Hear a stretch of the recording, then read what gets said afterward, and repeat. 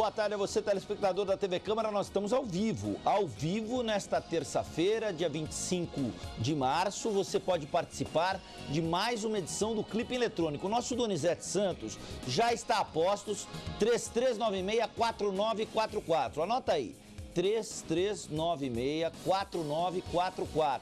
Você pode participar também pelas redes sociais, facebook.com/Câmara São Paulo, twitter.com/Câmara São Paulo. Óbvio que tudo sem acento. Pelas redes sociais ou pelo 3396-4944, mande a sua pergunta ao vereador Mário Covas Neto. Vereador Mário Covas Neto, eu vou perguntar inicialmente se está tudo bem. Agora está melhor, né? Nós que somos torcedores do Santos Futebol Clube, depois da vitória de último domingo, estamos muito felizes porque somos o time de melhor classificação, pelo menos por hora, do Campeonato Paulista, né? De melhor campanha até agora no Campeonato Paulista. De resto, tudo bem, vereador? Tudo bem, tudo certo. É um prazer recebê-lo aqui. Nós vamos falar sobre idosos, nós vamos falar sobre a Comissão da Verdade muito nesse programa de hoje, tá? Perfeito. Tudo legal. Um prazer estar aqui novamente e acompanhando o meu companheiro Gilberto Natalini, o presidente da minha comissão da Verdade, um guerreiro aqui. Vereador Gilberto Natalini, do Partido Verde de São Paulo, pré-candidato ao governo do Estado pelo Partido Verde de São Paulo. Tudo bem com o senhor? Tudo bem, graças a Deus. Queria te cumprimentar o Covas, nosso vereador Covas, e os telespectadores da TV Câmara. Antes de mais nada, nós vamos falar sobre uma pessoa cujo nome é Dirceu Gravina. Nós vamos começar pelo começo. O repórter Marcelo Miura, que é apresentador do Jornal da Câmara, segunda edição, esteve acompanhando os trabalhos da Comissão da Verdade, Vladimir Herzog, aqui da Câmara Municipal, hoje cedo, e havia uma expectativa muito grande sobre o depoimento de alguém que hoje é delegado e que atuou nas forças de repressão nos idos dos anos 60, como atuou, quais as explicações teria a dar. Não foi bem isso que aconteceu. Conta aí, Miura, o que aconteceu? Olha, Wagner, em pouco mais de 2 horas e meia falaram a socióloga Lenira Machado e também a advogada Rita Cipaí. Foram depoimentos marcantes. A Comissão da Verdade, inclusive, tinha marcado o depoimento do delegado da Polícia Civil, Dirceu Gravina, que chegou a vir aqui à entrada do Palácio Anchieta, mas decidiu ir embora. Ao meu lado, o vereador Natalini, presidente da Comissão da Verdade. Vereador, como é que foi a vinda do delegado vulgo JC? Não quis gravar nenhum tipo de depoimento aqui na comissão. Não quis, ele esteve aqui na porta e pediu para conversar com a gente. Eu desci lá junto com o vereador Mário Covas Neto, o vereador Toninho Vespoli. A imprensa estava aqui. Quando ele viu que a imprensa estava e que a sessão tinha mais gente, ele não teve coragem de subir. Falou que não subiria e voltou da porta. Como nossa comissão convida e não convoca, nós não tínhamos nenhuma condição legal de coagi-lo, ouvir coercitivamente depor. Ele decidiu assim, foi embora, mas nós vamos pedir à Comissão Nacional da Verdade que o convoque em parceria conosco. E nós queremos ouvi-lo e queremos que ele diga e responda a tudo que foi dito aqui pelas ex-presas políticas que declararam aqui que foram barbaramente torturadas por ele. Em relação ao depoimento delas, o que muda a partir de agora em relação aos trabalhos da comissão? Não, esses depoimentos são alguns dos vários depoimentos que nós tomamos, não é, na linha de procurar exatamente o que aconteceu naquela época, procurar as vítimas, procurar os torturadores, procurar as pessoas que morreram, os desaparecidos, para esclarecer para a sociedade brasileira tudo que houve durante o período do regime militar, que é a função da Comissão da Verdade. Esse é um episódio, entre muitos outros, que nós estamos trabalhando, né? Nós trabalhamos no caso JK, nós trabalhamos no caso Herzog, nós trabalhamos com os vereadores cassados aqui, restituímos os mandatos. Enfim, nós temos trabalhado com muitas frentes de acontecimentos daquela época, e o DOI-CODE é um capítulo à parte. Então, esse capítulo pertence ao capítulo do DOI-CODE, da equipe do Coronel Ustra, da equipe do Dirceu Gravina e de muitos outros que participaram ali das barbaridades que nós sabemos que foram cometidas ali contra brasileiros. Brasileiros presos, algemados, desarmados, fragilizados, barbarizados. barbarizados, como foi dito aqui hoje. A pessoa que foi jogada de uma altura no chão, que teve uma contusão gravíssima de coluna e ficou tetraplégica durante um período enorme, depois foi recuperando aos poucos pelas mãos do delegado Gravina. Foi dito esse depoimento aqui hoje, né? Então o que a gente queria ouvir dele é o que ele tinha a dizer sobre isso. Infelizmente, ele não subiu para falar. Certo. Obrigado, vereador. E olha, Wagner, ao final aqui dos trabalhos da comissão, o presidente Natalini disse que vai pedir à Comissão da Verdade, como ele acabou de citar, a Comissão Nacional da Verdade, uma convocação do então delegado Gravina. Ele disse, inclusive, que há a possibilidade de um pedido especial ao governador Geraldo Alckmin de demissão, de destituição do cargo que ele ocupa hoje, de delegado da Polícia Civil. Marcelo Miura, para o Jornal da Câmara. Legal, o Marcelo Miura nos trouxe esse VT há pouco no Jornal da Câmara, a gente reproduz novamente aqui no clipe eletrônico, dada a magnitude do tema. E aí a gente tem o prazer de receber aqui o presidente da Comissão da Verdade, o vereador Gilberto Natalini, do PV de São Paulo, e o relator da Comissão da Verdade, o vereador Mário Covas Neto, do PSDB de São Paulo. Vereador Gilberto Natalini e vereador Mário Covas Neto, quais são pontualmente as explicações que o Dirceu Gravini deve à Comissão da Verdade? Olha, a Comissão da Verdade, ela busca resgatar um período da história do país que, em função de proibição de divulgação das coisas na época, da imprensa, em função enfim, do ato da ditadura, ficaram esquecidos ou passados para trás. A ideia da gente é recuperar sem apontar o dedo para aquele ou para este ou para aquele, mas resgatar a história. No caso desse delegado, os relatos feitos pelas duas depoentes de hoje mostram que ele teve participação ativa no processo de interrogatório e de tortura que elas foram submetidas durante um bom período. Para você ter uma ideia, uma delas, e ele tinha um codinome interessante, que era JC, porque ele usava um medalhão que tinha um símbolo JC, e o codinome dele era Jesus Cristo. Veja que ironia, o torturador tinha como codinome Jesus Cristo. E elas contaram uma série de humilhações e de situações absolutamente degradantes que elas passaram. Entre as quais, vereador, o senhor poderia citar algumas para a gente? Sessões de tortura de todo tipo, choques dentro do nariz, nas orelhas, na vagina. Uma delas se recusou a tirar a roupa, teve a roupa toda rasgada e durante todo o tempo que ficou na prisão, ela só tinha um único casaco para vestir. Ia para a sessão de depoimentos só com esse casaco, quando ia para o hospital, porque ela chegou a sair com 32 quilos do período que teve presa, e muitas vezes foi encaminhada ao hospital com uma lesão séria na coluna e com outras coisas. Enfim, ela descreveu uma barbaridade. E entre os torturadores, um que se destacava era exatamente esse JC. Muito bem, ele também foi convidado para estar aqui e dar as suas versões do fato.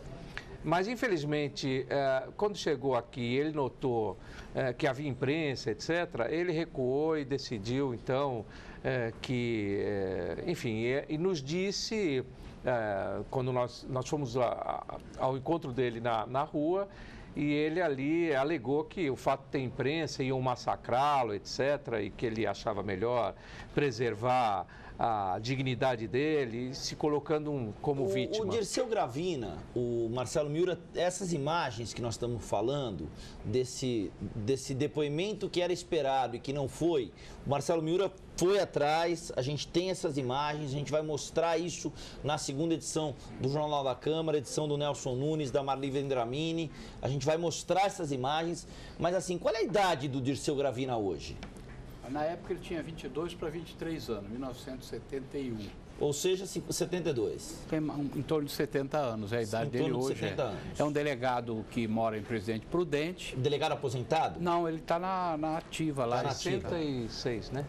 66 anos? Pela conta, 66. Em torno de 70. Ele até que está bem conservado, não está uma pessoa que não aparenta uma idade muito alta. E a gente ficou chateado porque nós combinamos com ele, falamos para ele, as nossas sessões da Comissão da Verdade são todas públicas, nós nunca fizemos sessão fechada. São os vereadores, os convidados, é público, a data é pública e a imprensa vem, a imprensa que quiser, nós, não é? E hoje tinha a imprensa, porque o caso é um caso emblemático, porque existem pessoas que vieram contar que ele realmente barbarizou na tortura. Por exemplo, a Lenira, que é uma sobrevivente desse período, que ele torturou por 45 dias, ela disse que ele mais um... Porque ela se soltou do pau de arara, como ela estava com o corpo cheio de sal e água, e o sal e a água aumentam a condução elétrica, os choques eram terríveis. Ela soltou as mãos e se agarrou com ele, e ele tomou o choque que ela estava tomando. O torturador, o Gravina.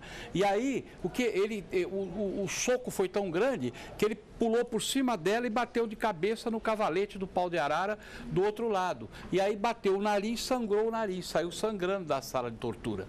Aí foi lá, fez um curativo, demorou um pouco e voltou. E qual era ao voltar, ele amarrou ela de novo no pau de arara, pegou um outro torturador, suspendeu ela numa altura acima do ombro e falou, quando eu contar 3, você solta.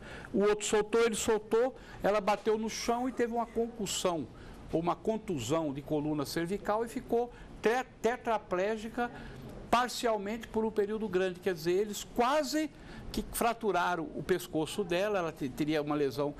Hoje ela tem alguma sequela? Não, ela foi curando devagar e tal. Hoje ela praticamente não tem, mas ela ficou um bom tempo sem sentir o corpo, sem ter coordenação motor. A Lenira tem que idade hoje, vereador? A Lenira tem 70 e poucos anos 73. também. 70 então você vê, anos, né? A pessoa que faz isso com o outro, né, tem certa razão de não querer subir para dar seu depoimento. O senhor teve, eu citei para o senhor, que eu vi na minha casa num dia à noite, vereador Mário Covas Neto, eu vi na minha casa num dia à noite no Jornal da Globo, o vereador Gilberto Natalini frente a frente com aquele que o torturou, o Ustra, né? Eu vi na reportagem que a Globo levou ao ar, a gente já conversou sobre isso aqui em outras ocasiões, tudo mais. E aí eu perguntei para o senhor como é que o senhor se sentia diante deles. Hoje a pergunta é inversa. Como é que elas se sentiam diante da expectativa de um reencontro de quase 50 anos com aqueles que as torturaram? Qual era a expectativa delas em relação a isso? Elas não queriam ver depor. Elas resistiram muito para vir depor. Nós as convencemos que o depoimento delas era importante, porque ele poderia ter vindo, como fez o Calandra lá, a nosso pedido na Comissão Nacional da Verdade. Ele foi lá e negou tudo, disse que nunca tinha feito nada, como o Ustra fez também a nosso pedido na Comissão Nacional da Verdade, que negou tudo, nunca fiz nada, nunca torturei ninguém. Aí, como eu tinha sido torturado por ele, deu aquela entreveiro lá, daquela cariação. Entreveiro não, o senhor ficou muito bravo, velho. Não, claro, ele me chamou de terrorista, né? Ele chamou o senhor de terrorista, o senhor ficou muito bravo e pinou o dedo na cara dele. Terrorista era ele, que ele fazia aquelas coisas, mas aí foi difícil convencê-las, elas aceitaram vir, por isso que eu agradeci e elogiei a coragem, porque para uma mulher vir aqui contar sevícias, né, íntimas, vereador Covas, íntima, o sujeito com alicate, né, que eu identifiquei como um tal Lungarete que tinha lá, era um homem negro enorme, um oficial não sei se era da Marinha ou do Exército, e esse Lungarete, pelo que ela descreveu, era a mesma pessoa, com alicate para arrancar os pelos pubianos dela. Quer dizer, a mulher, para ter coragem de vir aqui contar isso, tem que ter olha, concorda, Covas? É uma pessoa, então ela não queria vir, nem a outra queria vir, nós as convencemos, porque isso inclusive serve para dar exemplo para o Brasil do que era feito e o que não deve mais ser feito. E lembrando, né, vereador Natalini, que o pai do vereador Mário Covas Neto também foi vítima do regime militar. Sim, mas não foi torturado. A tortura foi psicológica no caso dele. Que, aliás, eu acho que é o processo, eu estava até comentando com o vereador Natalini, o processo que esse delegado hoje passou, porque ele veio de Presidente Prudente para cá, é onde ele trabalha. A noite inteira, segundo ele. Eu imagino que durante todo esse período ele tenha se torturado, imaginando o que ele encontraria aqui. Aguardava. Então, de certa forma, ele passou por um processo psicológico bastante interessante ou ruim, né? Vamos dizer assim, elas me surpreendeu, isso que você está falando, me surpreendeu, porque é uma atitude de coragem vir e poder falar em público, contar detalhes do que aconteceu, é um ato realmente de coragem, mas elas estavam surpreendentemente muito firmes e elas são vitoriosas também, porque elas têm atividades privadas, elas trabalham, etc., e conseguiram vencer mesmo com todo o preconceito. Você imagina, depois de você passar por um processo de tortura, ser identificado como sendo alguém de esquerda, alguém do... você, naquele período, como é que você arruma trabalho? Claro. Quem é que vai te levar? Claro. Quer dizer, ela tinha que se...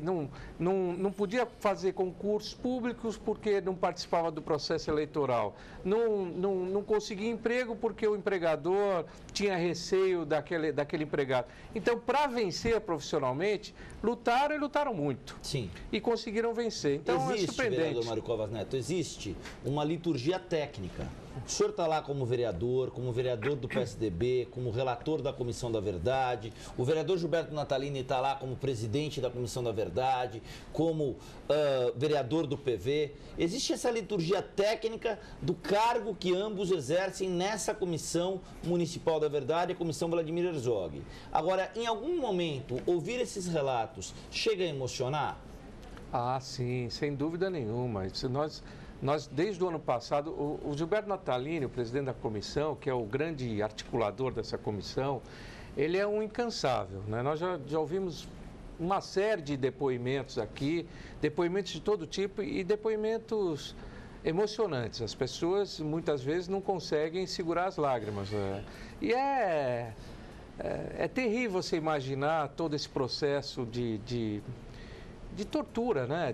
Sem dúvida. Sem dúvida. É horrível. Porque a primeira lógica do ser humano, vereador, talvez seja virar e falar o seguinte: poxa, elas tomaram choque na orelha, tomaram choque no nariz, mas na vagina não. Quer dizer, é como se o choque na orelha e no nariz fosse algo absolutamente normal. Eles jogavam amoníaco na vagina das mulheres. Amoníaco.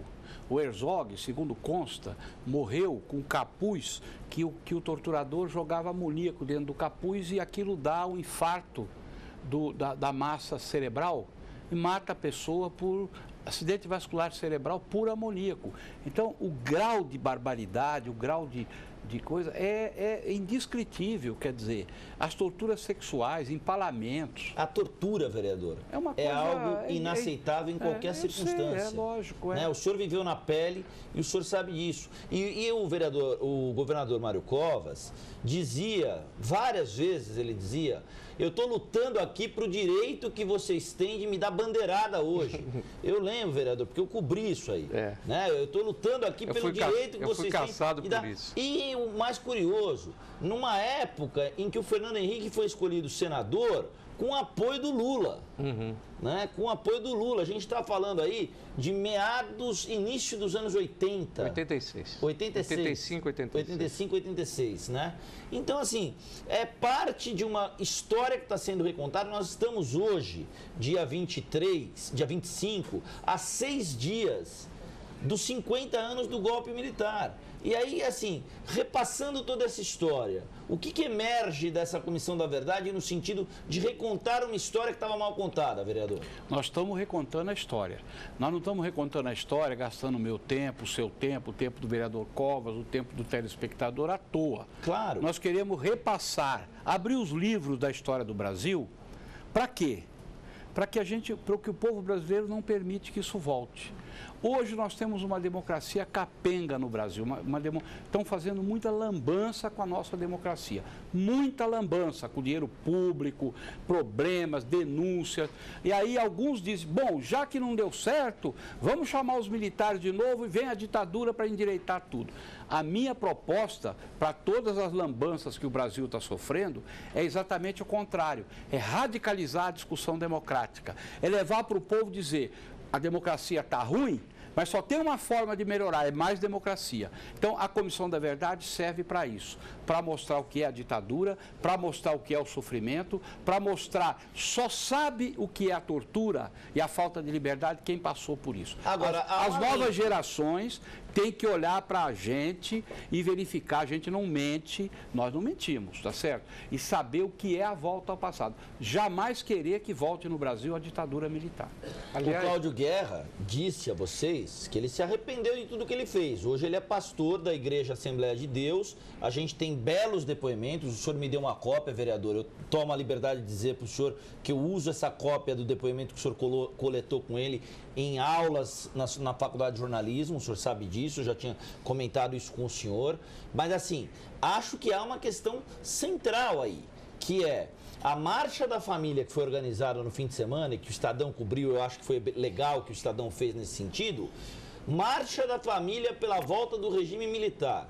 Reuniu 7 gatos pingados. Tem mais gente aqui na redação da TV Câmara agora do que tinha na tal da Marcha da Família pela volta da ditadura. Graças a Deus. 7 pessoas... Tinha mais gente na outra protestando por essa do que por nela mesma. Mas aí, assim... Aí entra uma questão simples, vereador. O que, na minha cabeça, passa uma coisa assim. O que será que se passa na cabeça de alguém que vai pra rua por uma marcha da família pela volta da ditadura militar? O que será que está passando na cabeça de alguém assim? Desesperança, irritação com descaso com dinheiro público, uma séria ceticismo com a política.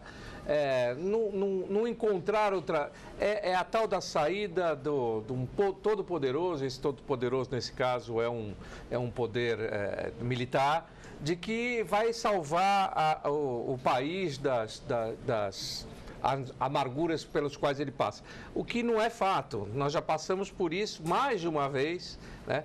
E se fosse tão bom, nós estaríamos exatamente com o regime militar acontecendo. Não é, realmente não é. Você não elimina por aí, você elimina, e eu concordo com o vereador Gilberto Natalini, com o exercício permanentemente da democracia. A vontade da maioria tem que prevalecer. Se realmente a maioria quiser, ela pode modificar a situação das coisas de uma forma muito pacífica, ordeira, e fazer uma revolução de costumes, de postura, de condução política. Na segunda-feira que vem, vereador Mário Covas, nós teremos uma edição especial do Jornal da Câmara, porque dia 31 de março são 50 anos do golpe militar. O vereador Gilberto Natalini já confirmou presença, estará comigo e com a Adriana Natali conversando sobre esses 50 anos do golpe militar. E atenção, telespectador, na terça-feira à tarde, a TV Câmara exibe o dossiê Jango.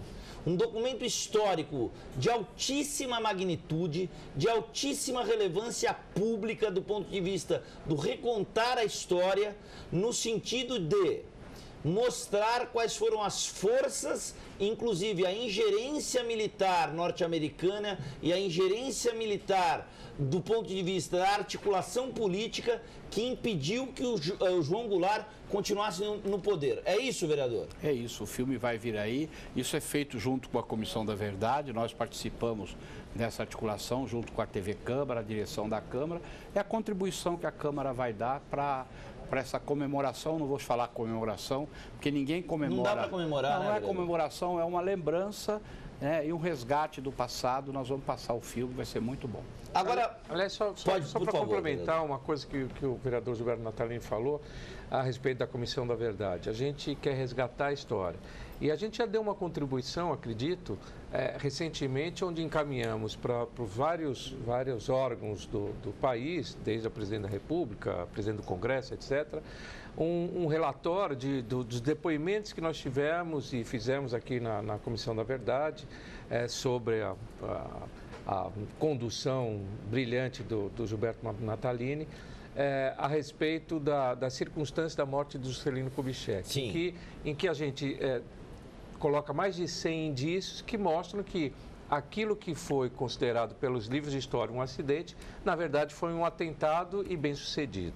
Como se houvesse resquícios de metal no crânio de qualquer cadáver. Exatamente. Então, Esse eu acho que é o nosso grande trabalho da Comissão da Verdade. É tentar resgatar a história e levar a conhecimento da população aquilo que de fato vereador, aconteceu. Agora fazendo um contraponto a isso, a gente também leu na imprensa matérias contra o trabalho de vocês. Matérias que levantaram suspeitas. Por que essa suspeita? Porque a unanimidade é burra e nós não temos a unanimidade. Agora, nós temos 103 indícios, indicativos fortíssimos, né, que não são respondidos. As pessoas que nos disseram, por exemplo, a filha do motorista do Juscelino, que veio a público negar, ela nega o atentado desde o dia que o pai morreu. Ela, ao mesmo tempo que ela nega o atentado, ela nega o direito de nós irmos exumar o crânio do pai dela para fazer um estudo moderno de medicina legal e constatar que aquilo foi um buraco produzido por um... Se ela tem tanta certeza que não houve um atentado, por que ela nega a exumação do crânio do pai dela? Então essa é uma contradição. O outro que negou foi o perito lá, o Leite, o perito do Rio de Janeiro, que fez a perícia e fez o inquérito. Olha você, eu perguntei pelos jornais, que eu não conheço ele, por que a lanterna do carro do Juscelino estava intacta e a traseira estava intacta? No dia do acidente e 24 horas depois, a lanterna estava quebrada e a traseira amassada. Quem quebrou e quem... Ele não sabe responder, quer dizer, nós temos as contradições todas na mão, nós estudamos com isenção. Nós sabemos que falamos, 7 vereadores, eu, Covas e mais 5, não iam assinar um documento tirado da nossa cabeça. Nós fomos atrás de prova, de indícios, de depoimentos. E veja, como nós encaminhamos para as autoridades da República, elas podem muito bem ouvir os depoimentos de quem se coloca contra e tal, e ouvir outra versão. Não há problema. Nós não temos condições de ser afirmativo de que houve, mas tem mais de 100 indícios que mostram que sim, que houve um atentado bem sucedido. Vereador, vamos tentar amenizar, a gente tem só 10 minutos, a gente queria falar de covardia contra o idoso. Eu vou convidar vocês para participar de um outro programa especial, para a gente falar só de uma reportagem que o Diário de São Paulo publicou no domingo, sobre covardia contra o idoso aumento de São Paulo. Eu quero realmente ficar por conta da Comissão da Verdade hoje, por todos esses impactos, por todas essas elucidações que a Comissão da Verdade tem trazido. Eu acho que isso é uma contribuição histórica realmente muito importante que a Câmara Municipal lança. Eu queria fazer uma pergunta quase de cunho pessoal para o senhor. O que é que o senhor sente hoje, vereador Gilberto Natalini, quando o senhor ouve uma música como Apesar de Você? Olha, eu não sei, mas quer dizer, a gente que... Eu pessoalmente passei pela tortura, né? Fui preso várias vezes, passei pela mão do Coronel Ustra, vários torturas, esse Calandra. Então, para mim, é muito difícil. Hoje mesmo fiquei emocionado aqui, eu quase não dormi essa noite pensando nesse depoimento. Mas por ansiedade mesmo, vereador? Não, você, quer dizer... Ou é reviver a história na cabeça? Isso remete a gente ao tempo que a gente estava lá. Sofrendo. A gente não esquece aquilo. Tá. Né? E nem quer esquecer. Tá. Mas também não quer ficar lembrando toda hora, entendeu? Porque não é gostoso de lembrar. Então, essas músicas de protesto, todas elas, essa lembrança daquele tempo... eu digo para você, eu não tenho um pingo de arrependimento de tudo que eu fiz naquele período e o que eu fiz até hoje. Não me arrependo. Agora, pelo sofrimento, obviamente que a gente fica impactado, é lógico. Nós somos seres humanos, quer dizer, o sofrimento exacerbado em cima de uma pessoa atinge a pessoa. Tem pessoas, amigos nossos, que passaram por aquilo, que não conseguiram se recuperar. Que não conseguiram se equilibrar mais. Quem conseguiu se recuperar é um sobrevivente de sorte. A gente tem um exemplo na música que é o Geraldo Vandré.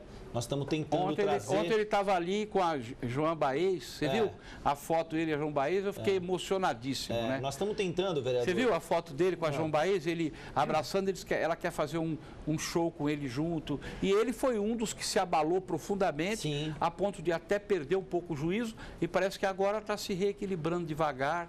Espero que a gente possa ajudá-lo a voltar a ser o Geraldo Seria Vandré. legal, vereador, a título de sugestão, a gente tem contato aí com a advogada dele. Seria legal ter um depoimento dele na comissão Tá aceita da verdade, tá viu? aceita a proposta. Seria legal, tentar. porque eu acho que assim, para não dizer que não lhe falei das flores como músico, caminhando e cantando e seguindo a canção, aquele contexto... Se ele vier aqui só cantar, para mim já está de bom tamanho. Certo, Cláudio? Porque a música é linda, né, vereador? É maravilhoso. A música é linda. a música é. Agora, vereador, eu vou citar 3 nomes aqui para o senhor. Eu queria a opinião do senhor sobre esses 3 nomes, que, na minha opinião, têm um papel central aí na ditadura militar. O seu pai, vereador, não gostava que a gente citasse esses 3 nomes. São eles. Primeiro, Alfredo Buzaide, o Alfredinho Buzaide. O segundo, Armando Falcão. E o terceiro, Jarbas Passarinho. Eles tinham mais ou menos um mesmo modus operandi ou são 3 figuras diferentes dentro de um todo uníssono? Eu não sou capaz de responder Eu acho isso. que o Jarbas Passarinho é diferente. Tá. O Jarbas Passarinho era um homem de direita, tinha as convicções de direita, participou do regime, foi ministro da Educação do regime, mas ele não era um homem do caráter torcido, do caráter doente dos torturadores ou dos apoiadores. Eu acho que são pessoas diferentes. O Buzaide e o outro que você falou, O Armando Falcão. o Falcão, eram braços civis que tentavam dar legalidade dentro do arcabouço jurídico às barbaridades que nós ouvimos aqui hoje de manhã. Né? O Jarbas Passarinho, na minha opinião, ele tinha compromisso com o regime, ele foi um homem do regime, mas ele não era um homem deste caráter. Então, obviamente que entre eles também havia uma diversidade muito grande de personalidade e maneira de ser. Né? De pessoas que eram de extrema direita, que eram conservadores, que foram golpistas, mas que não concordaram com aquela podridão que se encravou no Estado brasileiro de matança, de tortura, de desaparecimento. Então eu separo as pessoas desse jeito. O jornalista Fernando Jorge escreveu um livro chamado Calha a Boca Jornalista.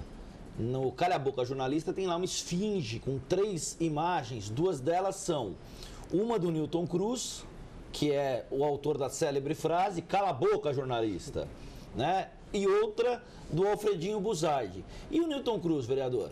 Eu vi esses dias na Globo News uma entrevista dele. Com o Geneton Moraes Neto. Ele, para mim, ele é um homem delirante, ele está fora do juízo, porque nessa altura dos acontecimentos, ele falar com aquela arrogância, com aquele autoritarismo, com aquela altivez, como se ele tivesse em cima daquele cavalo Exato. que ele montava em Brasília, lembra? Lembro. Ele montava num cavalo e saía chicoteando os manifestantes na rua, ele está mais ou... Se derem o cavalo para ele monta de novo, Ele é o exemplo típico da impunidade que a democracia brasileira, da tolerância que a democracia brasileira teve com esses algozes, o Newton Cruz. Ele acredita, é capaz de se tentarem um golpe de direita, é capaz de ele se apresentar e falar, eu quero ser de novo o comandante lá, no mesmo lugar que eu estava. Mas aquilo para mim já está fora do juízo normal, entendeu? Sim. É uma pessoa que delira já na idade avançada e tal, ele delira o poder que ele teve e que a democracia tirou dele. O Wagner Homem tem um espetáculo muito interessante em que ele apresenta as músicas do Chico Buarque e conta. Em especial o trecho do Julinho da Adelaide. Você não gosta de mim, mas a sua filha gosta. É muito interessante toda essa ambientação dessa metáfora que se fazia com relação ao Médici. Isso eu acho que todos os nossos genros cantam para nós, né? Ou não? Nossos genros, no geral. O senhor padece? O senhor não gosta de mim, mas sua filha gosta. É um desaforo na cara dele. O senhor se sente assim com o seu genro? De maneira nenhuma, meu genro é maravilhoso, gente muito boa. Temos relações democráticas, viu? Tolerância mútua. Você não gosta de mim, mas a sua filha gosta. Enfim, vereador Mário Covas, para onde é que caminha aí a Comissão da Verdade nessa reta final de trabalhos tão expressivos e de elucidações históricas tão importantes aí, que os livros de história trouxeram informações para quem estudou na década de 70, como foi o meu caso, que são informações que a gente vê que os livros trouxeram informações tortas, né? Eu acho que ela não tem um objetivo de finalização do seu trabalho. Na verdade, é como um novelo de lã em que você puxa uma ponta e vai descobrindo novas novas fontes de pesquisa, novos depoimentos possíveis de serem feitos. Enfim, eu acho que a gente não tem uma linha determinada para finalizar o trabalho da comissão. Ela será. Nós vamos continuar fazendo trabalho investigativo, tentando demonstrar pela história tudo que aconteceu e que a gente conseguir elucidar. Muito bem. E a gente tem aqui uma pergunta do José D'Amico, ou não sei se eu falei corretamente seu nome, mas acredito que seja José D'Amico, do Centro de Memórias do TSE. Ele manda uma pergunta aqui para vocês, que é uma pergunta que eu acho interessante.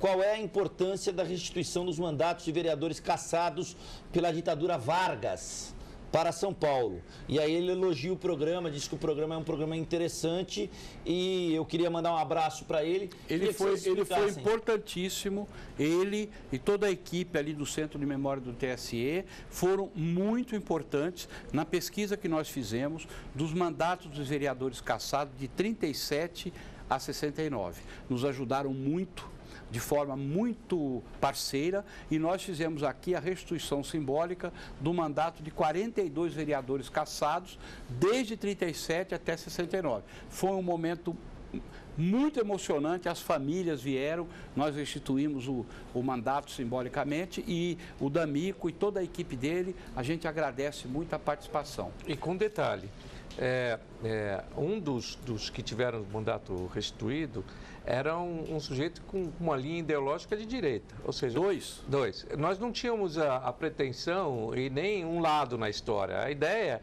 é você recuperar os direitos de cidadãos, os direitos que foram políticos. Perseguidos, sendo de direita ou sendo de esquerda. Não importa. Cassação política, nós restituímos o mandato. Mostrando a isenção da comissão no trato dessas questões. Claro, perseguição política, não importa se direita ou de esquerda...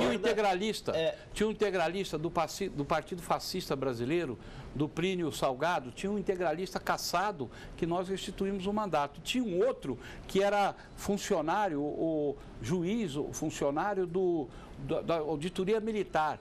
Ele era tão mais à direita que a própria auditoria pediu para caçar ele. Da AIB mesmo? Não. Um era o integralista. Mas era da AIB mesmo?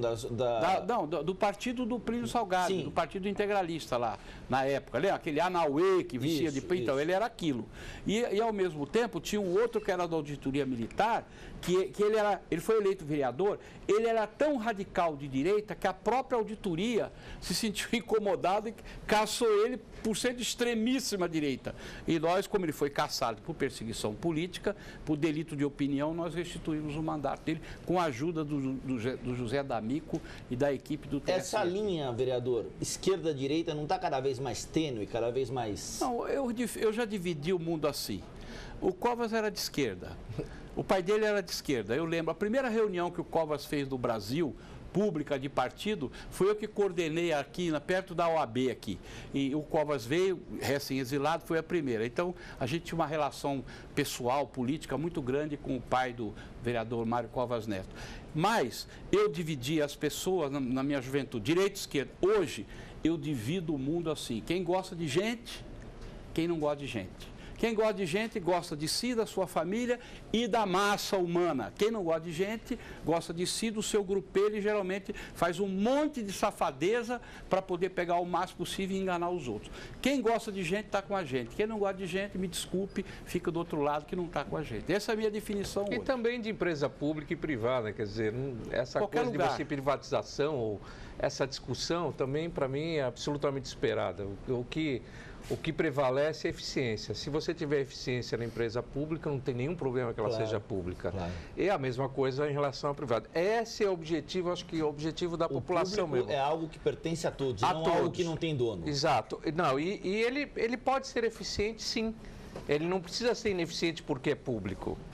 Basta você dar uma... Choque de gestão. Choque de gestão. É isso aí. É isso aí. Vereador Mário Covas Neto, muitíssimo obrigado pela sua presença. Eu que agradeço. Vereador, muitíssimo obrigado pela presença do senhor. Eu que agradeço. Você é uma figura simpática. Agradeço você, agradeço essa equipe, agradeço ao telespectador e o meu colega Mário Covas Neto, que deu o prazer aqui da conversa com a gente. Obrigado a você, TV Câmara São Paulo, a política da cidade passa por aqui. Boa tarde.